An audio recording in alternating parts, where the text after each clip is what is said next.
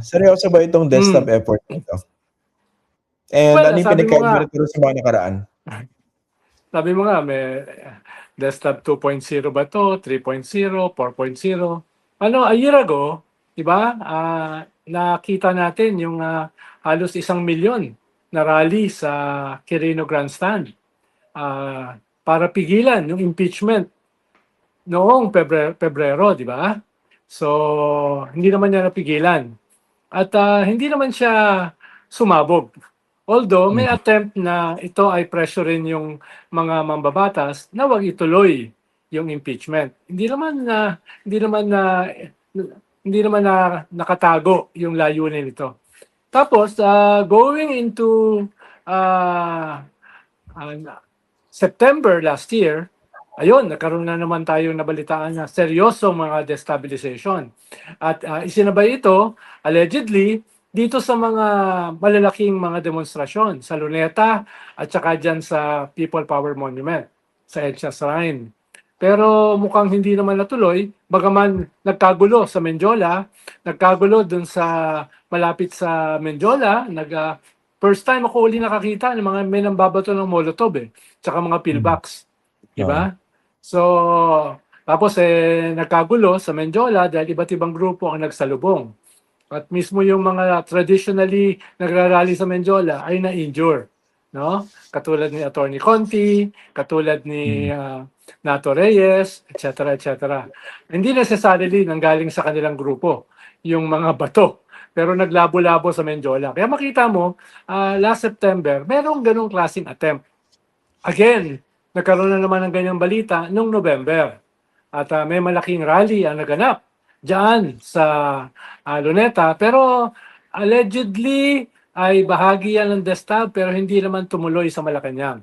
At nung ikatlong araw ay tiniklop pagkatapos bumanat ni Presidential Sister sa kanyang kapatid na presidente. No? Oo.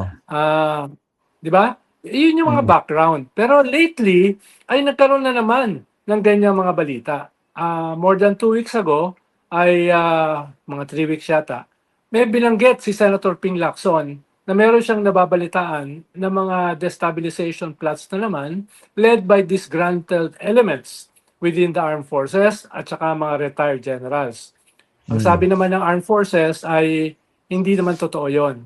Yung armed forces ay nananatiling loyal sa konstitusyon at sa duly constituted government.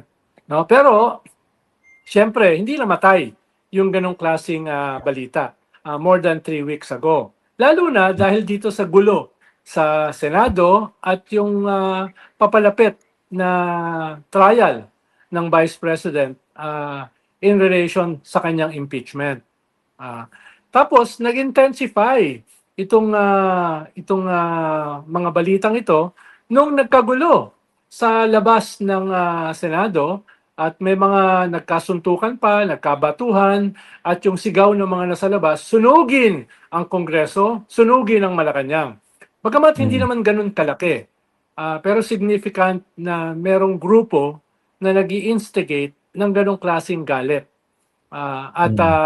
Literally burning the house down. Parang yun ang strategy ni Alan Peter burn the house Talaga? down. Pero Talaga? yung Hindi mga naman obvious? pero yung mga sumisigaw talaga inarticulate. Tapos Mm. after niyan, dito yata sa Fox First, may lumabas na balita na may mga nagpaplano ng again malakihang rally sa Independence Day sa June 12. At itong Friday. nangyari sa Senado ay parang trial run lang, no? Parang practice lang para sa isang mas malaking pagkilos. At after niyan, lumabas na naman uli yung sinabi ni Senator Ping Lacson, inulit uli niya, nireprise niya, yung sinabi niya more than 3 weeks ago, na meron ngang mga destabilization plots na namumuo sa ating paligid. At kasunod niyan, nagpatawag ng command conference si Secretary of DILG, John B. Cremulya sa Krame, although ang sabi nila, ito naman ay normal lang na meeting. Pero siyempre, dahil sa konteksto ng mga pangyayari, hindi siya nagmukhang normal. Sabi nga ni Montulpo, ito ay preparation dun sa mga nababalita ang mga destabilization. Lalo na yung June 12 allegedly na malaking rally. At over the weekend, Biyernes o Sabado, naglabas naman ang bagong Senate leadership ni Win Gatchalian ng parang memo na yung Senate ay under strict security protocols dahil nga dito sa mga threat na nakuha nila sa National Bureau of Investigation, sa NBI, na may ganong klaseng mga threat sa Senado. At today, nakakuha tayo ng mga kumakalat na mga parang mga calls na magkita-kita bukas sa Senado para suportahan yung 13 na mga sundalo at 18 na mga Marines. Hindi ko alam yung 13 na yun no? At 14 pa na mga witnesses na sasama bukas. Alas 9 daw ng umaga.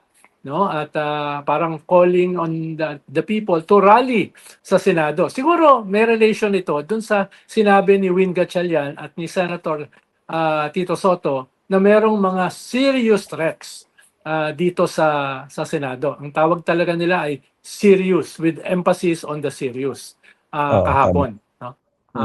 Kaya bukas, June 11, sa Biyernes, June 12, 2 araw na lang. Posibleng may mga mangyari. Pero Sen, dun sa pagkilo sa Senado, what exactly do they want or intend to do? As far as you know. Well, yung call ay suportahan yung 18 dun sa kanilang rump na or bogus Blue Ribbon Committee hearing led by our idol, Senator Marcoleta. Kaya malamang yung mga DDS katulad nung nakaraan at yung mga galing sa simbahan ni Marcoleta ang mag-mobilize diyan. Baka mas malaki kesa doon sa last time. Yung last time kasi just a couple of 100 yung nandun na nakipag-away doon sa iba ng mga pro-impeachment. No? Kaya at least yung sinasabi nila ay suporta. Pero of course, hindi naman tayo pinanganak kahapon. Alam natin na may bigger, more intense motivation dyan sa call na yan. Pwedeng preparasyon yan para sa June 12. Alam mo naman, yung mga grupong yan, nagbibigil yan at saka nag-overnight Pwedeng build up yan papunta sa June 12 na mas malaki. Pero makikita natin yan bukas kung meron tayong mamomonitor na mga bus-bus galing sa probinsya papunta sa Manila. No? So, ang balak nila mag-converge sa Senado? Tomorrow, yun ang call. Senado. Tapos, pwede yang pumunta sa bandang Luneta kung saan magkakaroon ng early morning Independence Day celebration yung gobyerno. Kasama yung mga iba't ibang mga embassies at mga ambassadors at mga iba pang mga guests. 7 a.m. yan hanggang alas 10 ng umaga. No? So, pwedeng from the Senate or kung saan sila magbibigil, tumuloy sila dyan. Kung tutuloy sila, medyo direct confrontation yan. At kung lalaki sila, hindi natin alam kung saan yan pupunta. Duda ako kung yan ay kasabay ng destabilization dahil magde-destabilize ka tapos i-announce mo June 12.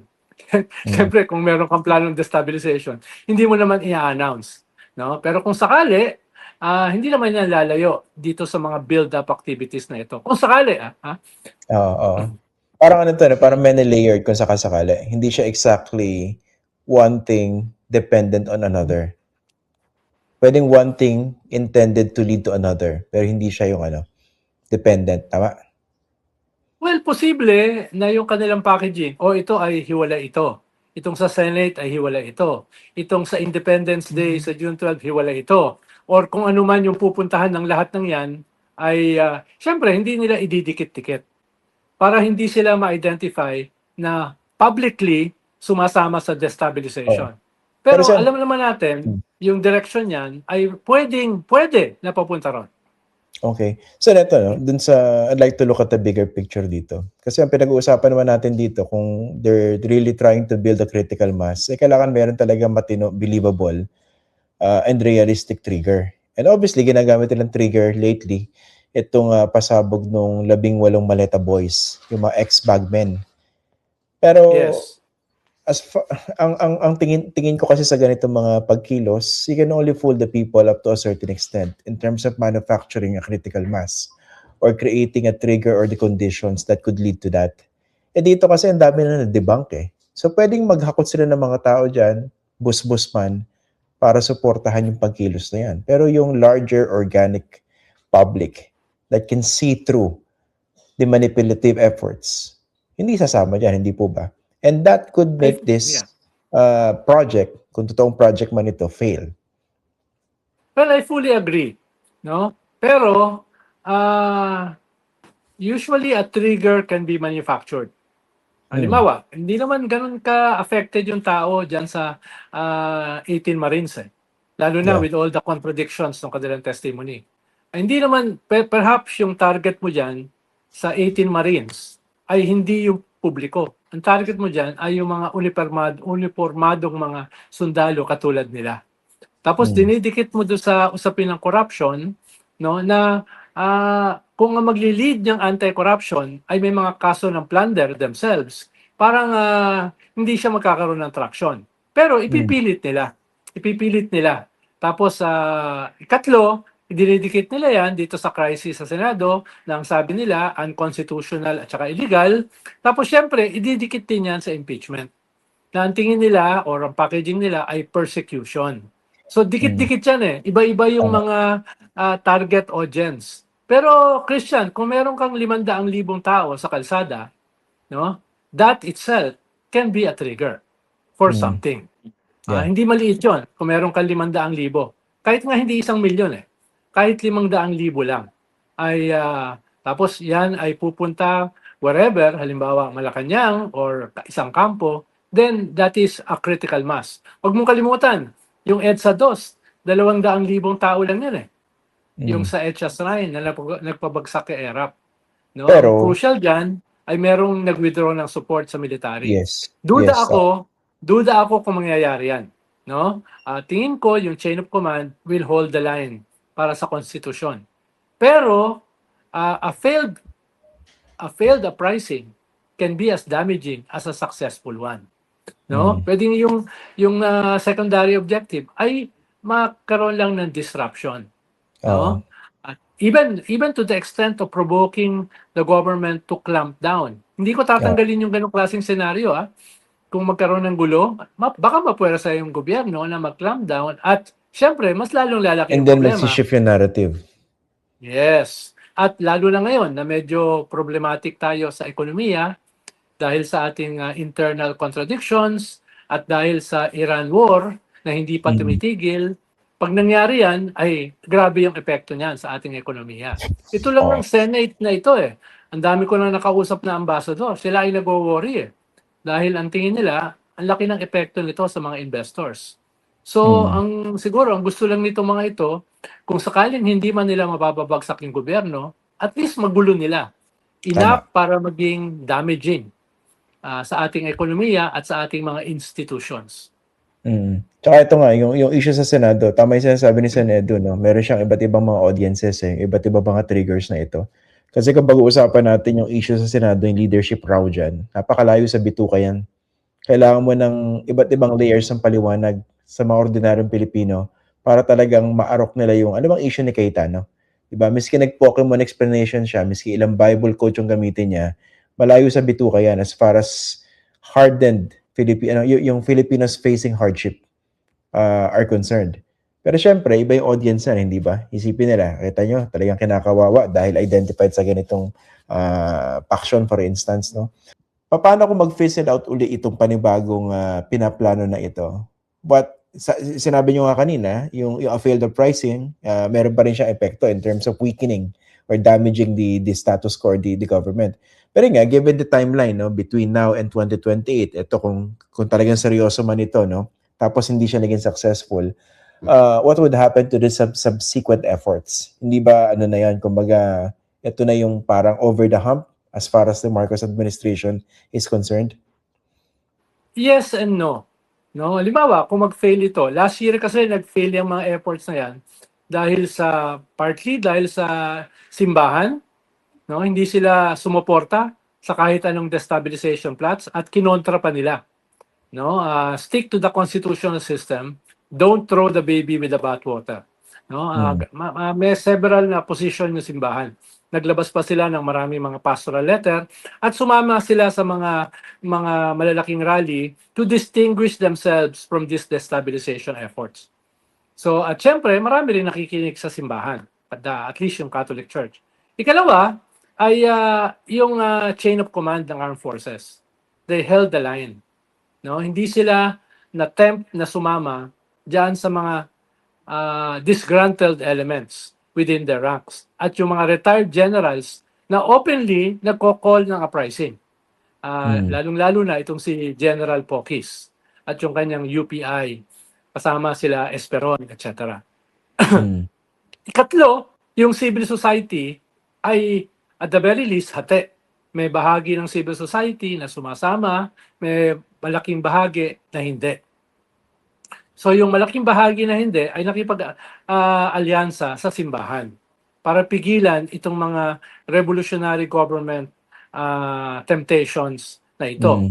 At syempre, eventually, yung critical mass nitong mga destabilizer ay umatras. Kaya eventually nag-fizzle out ito. Ngayon, kung ito ay mag-fail sa kasalukuyang conjuncture, pwedeng sabihin na, again, nabigo na naman. Pero Christian, dahil napakahina ng ating mga institutions at sobrang galing ng ating gobyerno para handlein itong crisis at hindi pa tayo over the hump dito sa economic crisis, yung sa sikmura at posibleng lumala pa, hindi mo masasabi na that we are already over the hump. Till the next time yan. No? Till the next time. Halimbawa, in the next 2 months, tingin ko yung ekonomiya ay hindi mag-i-improve. No? Tapos itong existential battle between the government at itong kanilang mortal na kaaway ng mga Duterte ay hindi huhupa. Existential yan eh. Either madurog yung kabila o yung kabila. Kaya pareho silang tayang pato. Kaya kung matapos halimbawa ngayon, tingin ko may susunod pang kabanata. Hindi siya mawawala.